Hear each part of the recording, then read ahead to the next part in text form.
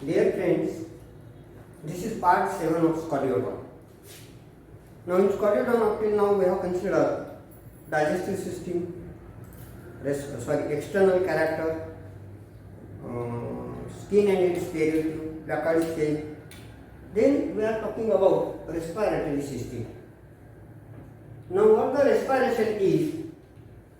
Now respiration is intake of oxygen intake, and given out of carbon dioxide and given out of CO2, given out. This is known as respiration. Now as you know, Scolioton is completely aquatic animal, and therefore it takes the oxygen from the water. It takes the oxygen from the water and release this carbon dioxide again into water. So this is the method of respiration. That intake of oxygen, that is oxygen is given from the water, taken from the water, intake is from the water, and whatever carbon dioxide created inside the body due to metabolism, as it is waste product, it is given out to seawater again. If it accumulates, then it forms a carbonic acid and therefore it is dangerous. So it should be eliminated out. And hence, we are talking about the respiratory system. Now, few part of diagram as I have drawn already because of shortage of time, and therefore I will explain one by one these things. Now, what is the respiratory system, respiration, process of respiration that you understand now? Intake of oxygen and given out of carbon dioxide. Now this animal is aquatic animal, so it is aquatic respiration. It has a aquatic mode of respiration. As I told you earlier, aquatic mode of respiration. Mode of respiration. So it has aquatic mode of respiration, and for that purpose it has gills. For the purpose of respiration, they are called gills. There are 5 pairs of such gills, 5 pairs of gills present in Scolioton in the region of pharynx, where they are present in the region of pharynx. Now where is the pharynx? This is known as mouth. This is called as mouth, through which water enters in, and this region is called as a pharynx. This region is referred as pharynx. Now in last video, we have considered pharynx is a common portion for digestive as well as respiratory system. This pharynx also open into esophagus. Esophagus has such a longitudinal pores, what we have considered during last videos. These pores are called rugae. They are called rugae. They are referred as rugae.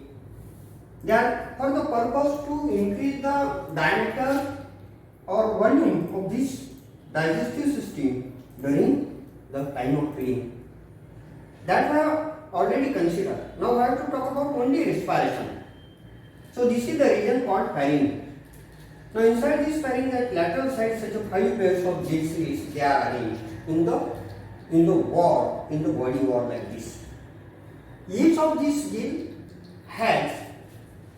is placed in a gill slits. So there are 5 pairs of such gill slits in which gills are placed, in which these 5 pairs of gills are placed. Now gill slits therefore have external opening.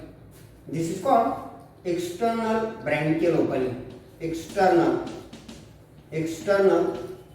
branchial. Branchial in the sense gill. Branchial opening. It is called external branchial opening. And this opening, that means through which water enters into the gill lamella, it is called interbranchial opening. I will label here interbranchial opening. This is internal branchial opening. So such openings are present: external branchial opening and internal branchial opening. Now external branchial opening, through external branchial opening, water goes out, and through internal branchial opening water enters in. Through the mouth, water enters in. Sea water enters in through the mouth. Then this water enters into internal branchial opening. This is internal branchial opening. So I will show here internal branchial opening like this. The water from this enters into by this way. At the time, esophagus is being closed by membrane, and water is forced into these gill slits through internal branchial opening, and water exits out through this external branchial opening. So this is the flow of water on both sides. Flow of water on both sides like this. Now what it consists of? What is the anatomical structure of this respiratory system? It consisting of such a 5 pairs of gill slits as I told you earlier. Now these 5 pairs of gills which are present in the gill slits, 5 pairs of gill slits, they consist of, what they consist of? They are categorized or they consist of hemibranch gill, hemibranch. 3 varieties of gills, hemibranch. Branch in the sense gill, hemi in the sense half. Hemi hemi in the sense half. Branch, hemibranch. This is first variety. Second variety is that hollow branch. Hollow means complete. Branch means gill. I will explain it again. Hollow branch. That is called hollow branch. And third variety of gill is called a branch gill. A branch. In the examination, they ask for define and explain. A branch. A means absent and branch means gill. Now why they are categorized by this way, divided into such a 3 types?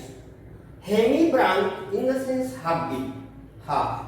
Hemi in the sense half, and branch in the sense gill. So this is first gill, which is hemibranch. See here, hemibranch gill means what?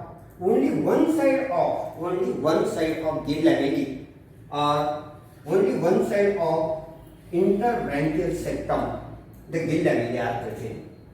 I will label here as interbranchial septum. So this is interbranchial septum. Interbranchial septum.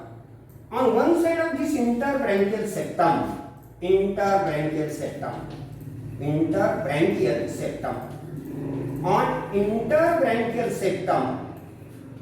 on its one side, whenever gills are present, then it becomes half gill. And whenever on both sides, means at anterior side as well as posterior side, gill lamellae are present, then it is called hollow branch gill. This is therefore hollow branch, and this is known as a hemibranch gill. See here, on anterior side, this gill doesn't have gill lamellae, which I have shown in different color. But gill, hollow branch gill has gill lamellae on both sides. So these are hollow branch gill. So how many hollow branch gill are there? Hemibranch gill is only one. First gill is hemibranch. Gill second, third and fourth means second, third and fourth pair, they are hollow branch gill. Hollow means complete. Hollow, what does it mean? A complete gill. Complete in what sense? Branch in the sense gill. Branch, it is called gill. Complete in what sense? Complete in the sense on both sides of gill lamellae, on both sides of interbranchial septum, the gill lamellae are present. Here we have shown a typical hollow branch gill. See here, on both sides of it, the gill lamellae are present. These are called gill lamellae. What they are called? Gill lamellae. These are gill lamellae. Of course, gill lamellae. These are posterior side, therefore called posterior gill lamellae. Now accordingly, what are these? What do you think? These are therefore anterior gill lamellae. Gill lamellae. So on both sides gill lamellae are present, so called hollow branch or complete gill. Or means what? or means absent. Here, fifth pair of this fifth pair. Of course, all of these are in pairs. First pair, second pair, third pair, fourth pair, and fifth pair. Is absent. What is meant by absent? A means absent. A means absent. And branch in the sense gill or gill lamellae. Here gill lamellae are absent. They are not present either at anterior side or either at posterior side. So called absent type of gill. So this pair is absent. This pair number first is hemibranch, pair number second is holobranch, third is holobranch, fourth is also holobranch, and fifth pair is absent gill. Do you get my point? Now we'll consider that where they supply their blood, where they supply or from where they carry out the oxygenated blood. So they carry out or they give out the oxygenated blood. First holobranch give the blood or its blood is collected by efferent branchial artery. From all these efferent branchial arteries collect the blood. So as to understand this matter, we have to consider a typical holobranch. So this is a typical holobranch consisting of a efferent branchial artery, efferent branchial artery, it consisting of efferent branchial artery, and efferent, then this is known as afferent branchial artery. Afferent, I will label in short, branchial artery, afferent branchial artery. So efferent and afferent, one will provide blood, that is afferent will provide blood to the gill lamellae and efferent will collect the blood from gill lamellae. By this way, afferent and efferent are present. Now what is this? This is simply the muscles. What are these? Muscles. Muscle bundle is present, so called muscles. And this is known as a axial filament, or what we can say, it is referred as axial rod. It is called axial rod, and this is called as a septum. This is known as septum. I will label here septum. This is called as a septum. So the typical gill lamella, if we draw by this way, a typical gill lamella, it has a afferent and efferent branchial arteries, then anterior gill lamellae, posterior gill lamellae, a septum, axial skeletal rod, or axial skeletal rod, axial skeletal rod. It is called axial skeletal